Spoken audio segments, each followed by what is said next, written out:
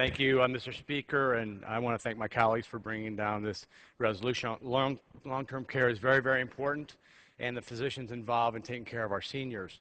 The primary payer of long-term care is Medicaid, and to the Democratic health care bill, what happens to Illinois is that the mandated increase in Medicaid forces a $2 billion additional cost on the state of Illinois.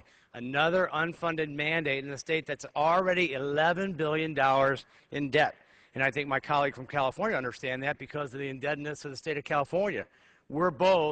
Our states are both in serious problems. Medicare, the Medicare costs cuts in this bill, or the Democratic health care bill, is $463 billion for Medicare, which means that doctors are going to stop providing and giving access. My colleague talked about the AMA. We have physicians here on the Republican side who are members of the AMA who are adamantly opposed to the health care bill. The third thing is, in this economy, we cannot afford a $569 billion tax increase to pay for this.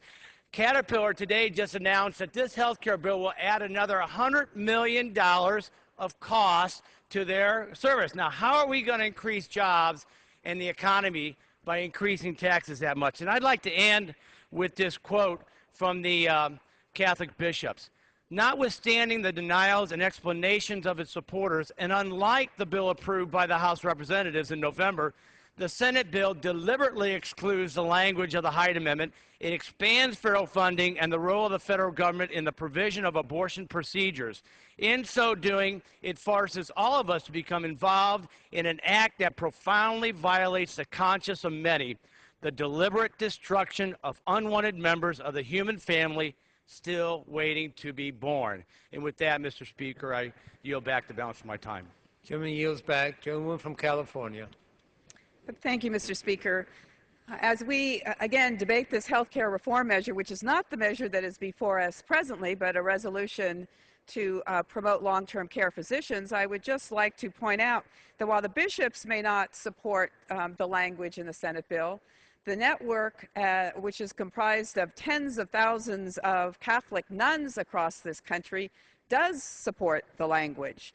So maybe it's the nuns versus the priests, and I would side with the nuns. I reserve the balance of my time. I yield. The true response to that is that 55 nuns signed that letter. 10,000 nuns have come out against this position by those 55. And I yield back.